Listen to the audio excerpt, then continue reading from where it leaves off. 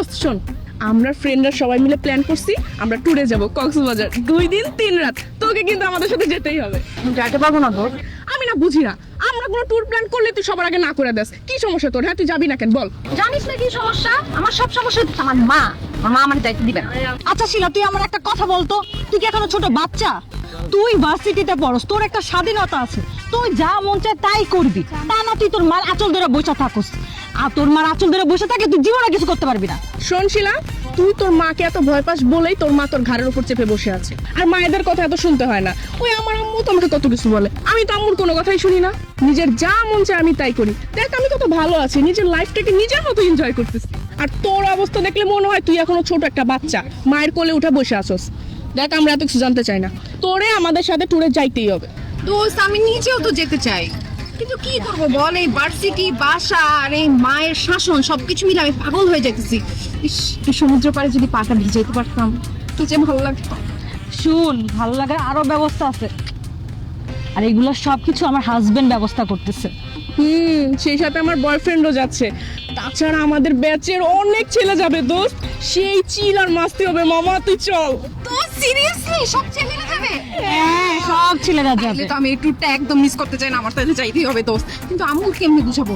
আচ্ছা তোরা দুইজন আমার সাথে যাইস, আম্মুকে বুঝাইস, তাহলে আম্মু বুঝবে। না না বাবা, তোর মা যে ডেঞ্জারাস, পরে দেখাবে আমার ঝাড়ু দিয়ে পিটাইতেছে, আমি পারবো না। আরে না, তোরা যাই বলবি যে ভার্সিটি থেকে জোর করে আমাদের পাঠাইতেছে, এটা একটা স্টাডি ট্যুর। এইখানে গেলে আমরা বিভিন্ন জিনিস শিখবো, আমরা মার্কস পাবো, নাহলে সিজিপিএ ড্রপ করবে একটা ট্যুর। আচ্ছা ঠিক আছে, আমি আর সোনিয়া তোর বাসায় গিয়ে আন্টিকে বুঝাই বলবো। থ্যাংক ইউ সো মাচ দোস্ত। দোস্ত যেইভাবে শিখাই দিছি ওইভাবে বলবি না, যদি আম্মু বুঝে ফেলবো, বুঝছিস না? কি আসতেছে, আম্মু আসতেছে। দোস্ত প্লিজ আমাকে তোরা জোরাজুরি করবি না। আমার মা চায় না আমি তোদের সাথে কোথাও যাই, আমি যেতে পারবো না, আমি মায়ের বিরুদ্ধে একটা কাজও করতে পারবো না। Please no, please. কোথায় কোথায় যাওয়া হচ্ছে? কি কি বিষয়? আন্টি, আমরা ভার্সিটি থেকে স্টাডি ট্যুরে যাচ্ছি। আমাদের সব ফ্রেন্ড সার্কেলরা যাবে, সাথে টিচাররাও যাবে। কিন্তু দেখেন শিলা বলতেছে ও নাকি যাবে না। এটা হয় বলেন তো? আচ্ছা তোমরা স্টাডি ট্যুরের জন্য কোথায় যাচ্ছ?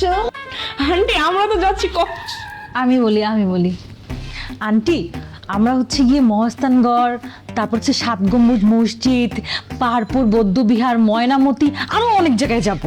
আন্টি সামনে আমাদের হিস্ট্রি এক্সাম, আমরা যদি এই ঐতিহাসিক স্থানগুলো পরিদর্শন করি তাহলে আমাদের ইতিহাস পরীক্ষা ভালো হবে। হ্যাঁ আন্টি, এই স্টাডি ট্যুরে যদি কোনো স্টুডেন্ট না যায় তাহলে তার সিজিপিএ কমায় দিবে, এমনকি তাকে ফেল করায় দিবে। দেখ, ফেল করলে আমি ফেল করব, কিন্তু আমার মা যেটা পছন্দ করে না সেইটা আমি কখনো করতে পারবো না। প্লিজ তোরা এখান থেকে যা তো প্লিজ। কেন যাবি না?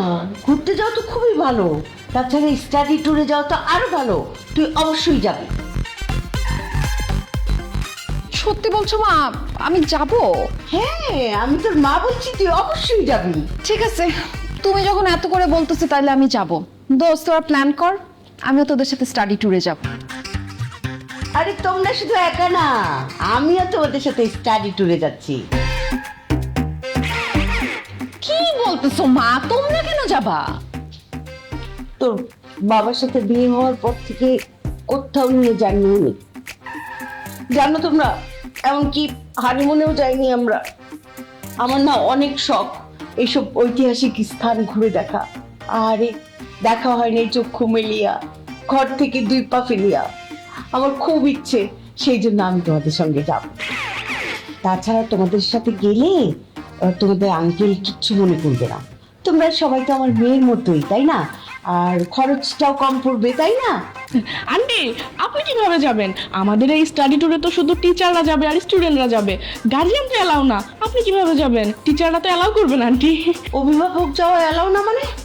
কে নিষেধ করেছে? এই দে তো তোদের স্টাডি ট্যুরের যেই টিচার নিয়ে যাচ্ছে ওনার নাম্বারটা দে। মা আমার কাছে তো হিস্ট্রি ফ্যাকাল্টির নাম্বার নাই, ডলির কাছে আছে। আন্টি আমার কাছে নাই তো, আমার কাছে নাই, ওই যে সোনিয়ার কাছে আছে। আন্টি আমার কাছে ছিল, কিন্তু নাম্বারটা না ডিলিট হয়ে গেছে। এই মেয়ে, গত 1 বছর ধরে দেখছি তুমি এই ফোন ব্যবহার করছো, একজন টিচারের নাম্বার সেটা ডিলিট হয় কিভাবে? আচ্ছা তোমাদের কারো কাছ থেকে আমার নাম্বার নিতে হবে না, আমার নিজের কাছেই তো আছে। হ্যাঁ, তোমাদের প্রিন্সিপালের নাম্বার আছে, আমি ওনাকে ফোন করে বলছি যে আমি তোমাদের সঙ্গে যাচ্ছি।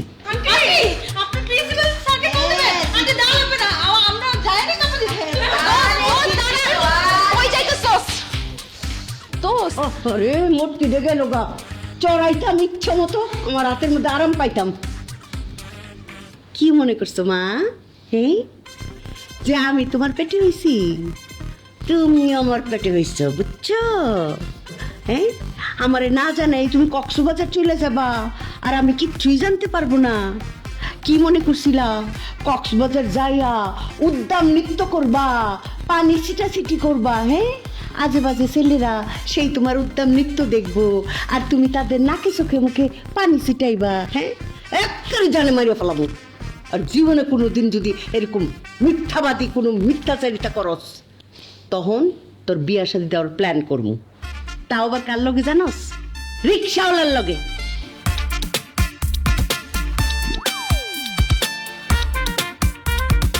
কক্সবাজারের ট্যুরের কথা কেমনে জানলো মা? আমি মাকে বলছি। তুই কিভাবে জানলি? মা আসার আগে তুমি আর বান্ধবী মিলে যে বসে বসে প্ল্যান করতেছিলা, আমি সব শুনছি আর যে মাকে বলে দিছি। সিম্পল। কি কেমন লাগলো? তুই মাকে বলছিস না? তোরা ছাড়ো মাকে, কই যা।